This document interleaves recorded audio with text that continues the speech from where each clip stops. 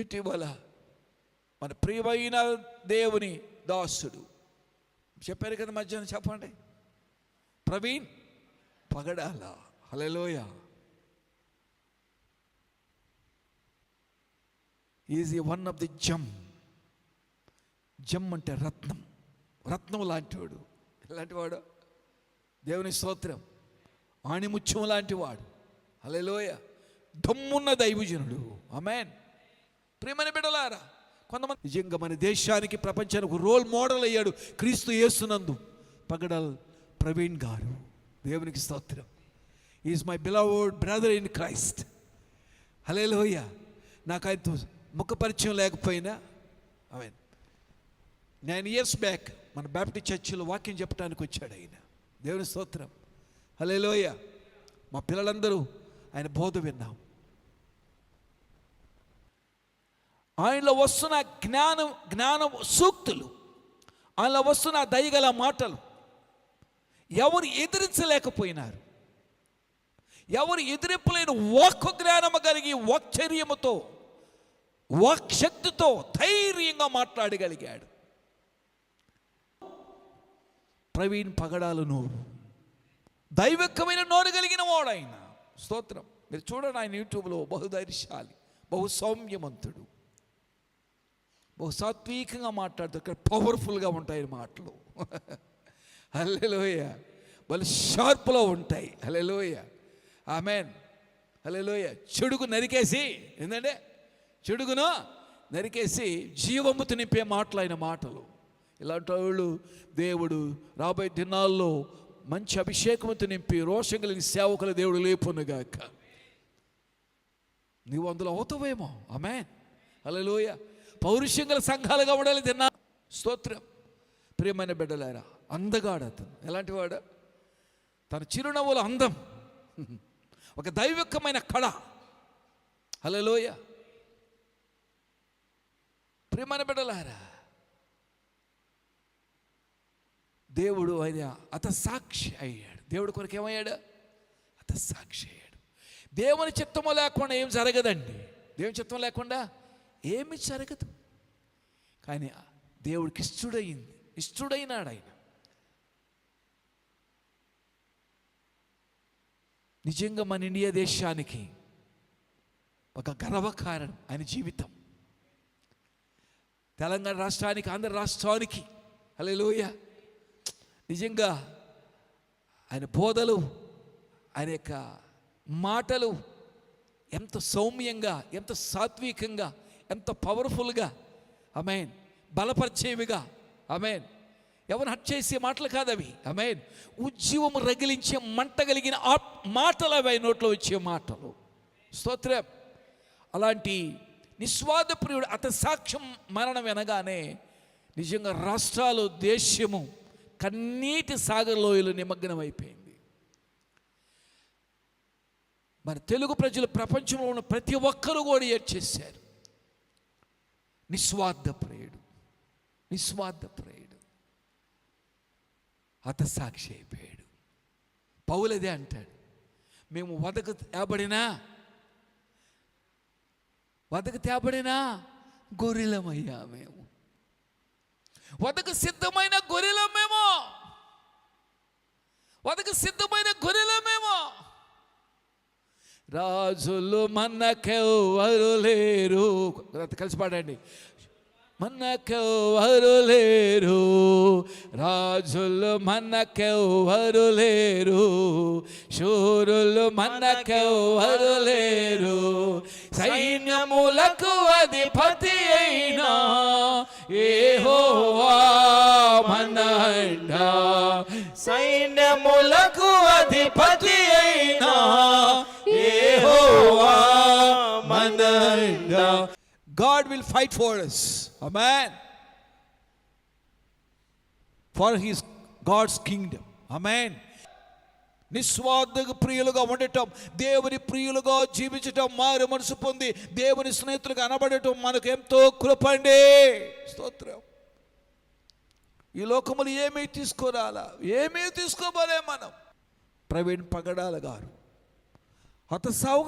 అతను సాక్షి అవ్వటానికి తండ్రి చిత్తానికి తల వంచాడు. కొట్ట చప్పట్లో తల వంచాడు. ఒక గొర్రె పిల్ల, హల్లెలూయా హల్లెలూయా, ఒక సాత్వికమైన గొర్రె పిల్లగా, వదకి తేబడిన ఒక గొర్రె పిల్లగా, ఒక లేత మొక్కగా, హల్లెలూయా, చిగురించిన ఒక లేత మొక్కగా, దైవ మనసు కలిగిన వాడై, దేవుడి దృష్టిగా ఒక ప్రియమైన సేవకుడై, హల్లెలూయా, ఒక ప్రియమైన దాసుడై, హల్లెలూయా, అతను సాక్ష్యం పొందటానికి వెలికింజేయక, ఆమేన్, ముందుంచి వేసిన ఓదా గోత్రం సింహపు బిడ్డ ఆయన. స్తోత్రం.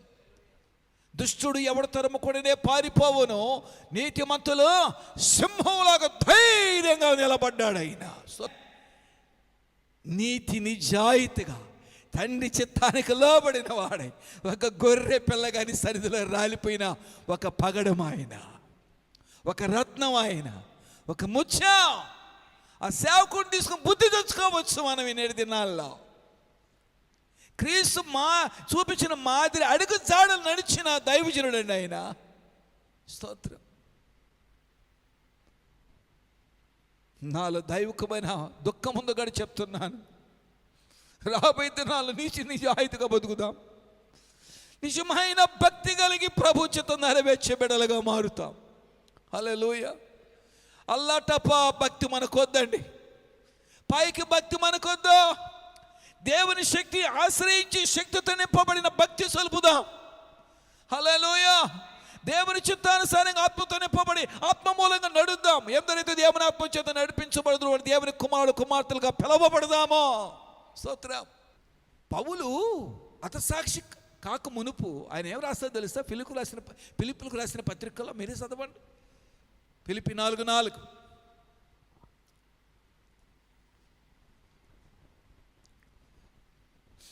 Praise the Lord. ఎల్లప్పుడూ ప్రభువునందు ఆనందించుడి, మరలా చెప్పుదును ఆనందించుడి, మీ సహనమును సకల జనులకు తెలియబడనివ్వండి. స్తోత్రం. Praise the lord.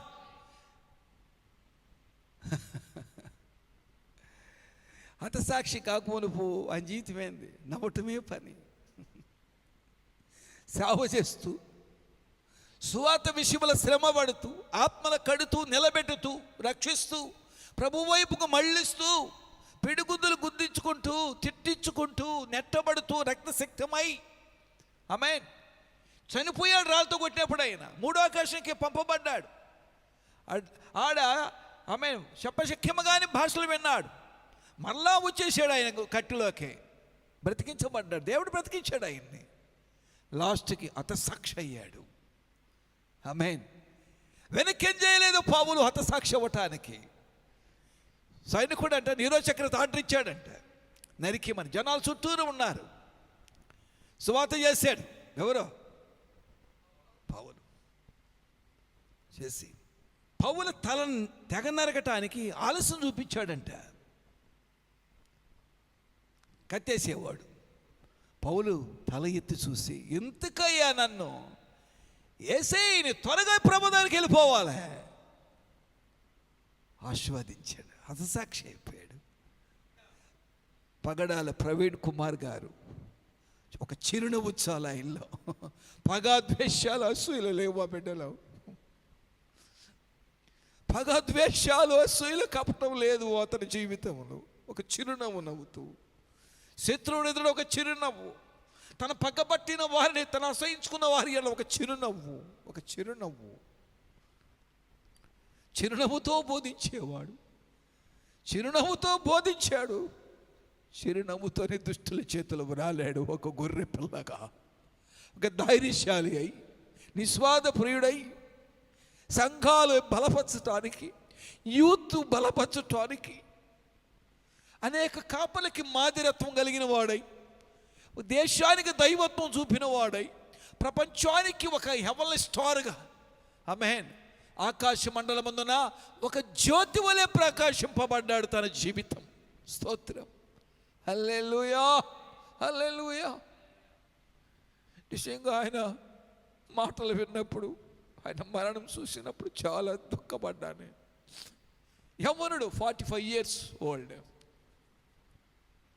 45 సంవత్సరాలు కలిగిన యవ్వనుడు, మంచి భార్య, 2 పిల్లలు, మంచి ఉన్నతమైన కుటుంబీకుడు.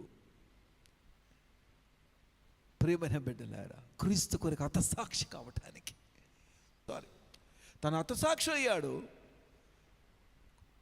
ఊపిరి విడిచినంత వరకు కూడా నిస్వార్థ ప్రియుడిగానే ఊపిరి విడిచాడు. ఆయన ధనికుడు అండి, అతను ఆశాభాష వ్యక్తి కాదు, అతను భిక్షాధికారి కాదు, అతను లక్షాధికారి, ఒక కోటీశ్వరుడు అతను. నిజంగా అతని జీవితంలో కొన్ని నేర్చుకోవచ్చు మనం. క్రీస్తును చూపించిన సౌమ్యుడు, క్రీస్తును చూపించిన సౌమ్యుడు. ఆయన హతసాక్షి అయ్యే గుంపులో ఆయన నిలబడ్డాడు. ఆమేన్. ఆయన హతసాక్షి అవ్వటం, ఆయన సహనం చూపించాడు అక్కడ. కొట్టే చప్పట్లు. Hallelujah, praise the Lord, praise the Lord, hallelujah. ముందు భయపడి ఉండొచ్చు, ఎవరికైనా ప్రాణం మీద తీపే. పౌలు కూడా ప్రాణం మీద తీపయింది, పట్టుకోవాలని హతసాక్షి చూశాడు. ఆయన పరుగులెత్తాడు, ఆయన పారిపోతున్నాడు ఆయన ప్రాణానికి భయపడి. దేవుడు అంటే కనిపించి, అది బైబిల్లో లేదు, హిస్టోరికల్ థింగ్ ఇది. పేతురు, మరలా నీ కొరకు సిలువ వేయబడాలా అన్నాడంట. రోషమైపోయింది ఆయనకి. అప్పుడు ఆయన వచ్చి చేతులు అప్పగించుకున్నాడు. నన్ను యేసులాగా సిలువ వేయకండి, నన్ను తలకిందులయ్యండి కోరుకున్నాడు ఆయన. హతసాక్షి అయిపోయాడు. ఆయన భార్య కూడా హతసాక్షి అయిపోయింది. మంచి జంట వాళ్ళిద్దరు, విశ్వాస వీరులు వాళ్ళిద్దరు. ప్రభుని ప్రేమించే వారికి తెలుసండి ఇది. వాక్యం చదువుతూ ఉండాలి, ప్రార్థిస్తూ ఉంటే పరిశుద్ధాత్మ దేవుడే ఆత్మ అనుభవంలోనికి మనం తీసుకెళ్తాడు ఆయన. స్తోత్రం, హల్లెలూయా, హల్లెలూయా. ముందు భయపడి ఉండొచ్చేమో, ఎవరికైనా భయమే కదా. దుష్టులు పట్టుకుంటే భయం లేదు నాయన, చంపేస్తాడు, ఎవరికైనా భయం వేస్తుంది కదా. నన్ను సంపొద్దు, నన్ను హింస పెట్టుతాను అడుగుంటాడు. వీలు లేదిగిన దేవుడు ఆస్వాదించాడు దాన్ని. సహనశీలుడైపోయాడు. వాడు పొడుస్తున్నా, నరుగుతున్నా, తిడుతూ కొడుతున్నా, గొర్రె పిల్లలాగా, వదకు సిద్ధమైన గొర్రె పిల్లలాగా దేవుని చేతిలో రాలిపోయాడు. కొట్టు చప్పట్ల, హల్లెలూయా. ప్రియులారా, ఆ పగడాల ప్రవీణ్ అయ్య గారి కుటుంబం కొరకు మనం ప్రార్థించాలి. It is our responsibility. Amen. అది మన బాధ్యత. మన సహోదరుడు, మన సహదాసుడు. Praise the lord. దేవుడు ఆశీర్వదిస్తే ఆయన హతసాక్షి కాడండి. ఆమేన్. అటు అవ్వాలంటే పుణ్యం కట్టుకొని ఉండాలి. ఆమేన్. ఒక ప్రత్యేకమైన చిత్తం అది. హల్లెలూయా. నిజంగా పగడాల ప్రవీణ్ అయ్య గారు నాకంటే చిన్నవాడు. ఆ బిడ్డ 9 years పెద్ద నేను. ఆయన 45, నాకు 59. అమెరికాలో ఉంటుంది ఆ ఫ్యామిలీ. ఆ ఫ్యామిలీని వదిలిపెట్టి ఇండియాలో సేవ చేస్తూ మళ్ళీ చూడాలనుకుంటే వాళ్ళని చూసేసి వస్తూ ఉంటాడు ఆయన. అమెరికా ఇదేమో నెల్లూరా? చెప్పండి మీరే. ఏం హైదరాబాదా లేదా ఢిల్లీ అడుగు వచ్చేదానికి? అమెరికాలో పెట్టి ఫ్యామిలీని ఇండియా దేశంలో ఆయన కలిగిన దర్శనమును బట్టి సేవ చేయగలిగాడు. ఆమేన్. నిజంగా పగడాల ప్రవీణ్ గారి భార్య సభల్లో ప్రసంగిస్తూ, నా భర్త హతసాక్షి అయ్యాడు, చంపిన వారు నేను క్షమిస్తున్నాను, మాకు దేవుడు చూపించిన ప్రేమను బట్టి మేము క్షమిస్తున్నాం.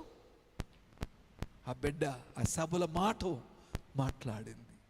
క్రైస్తవులు అంటే కీడుకు ప్రతి కీడు చేసేవాళ్ళు కాదయ్యా. క్రైస్తవులు కీడుకు ప్రతి కీడు చేసే కాదయ్యండి ప్రార్థన సంఘాలు. ఆమేన్. కీడుకు మేలు చేసే సంఘాలే ప్రార్థన సంఘాలు. వారి నిజ క్రైస్తవులు. వారి జోలికి పాబాకండి, వారిని గౌరవించండి. ప్రపంచంలో వారిని గౌరవించండి. దేవుని ప్రేమ చాటుతారు, దేవుని ప్రేమ గురించి సువార్త ప్రకటిస్తారు, ఆయన పునరుద్ధాన మహిమను ప్రకటిస్తారు, ఆయన గుణలక్షణాలు ప్రకటిస్తాము. అంతవరకే. నిజ క్రైస్తవుడు ఎవ్వని హాని చేయడు.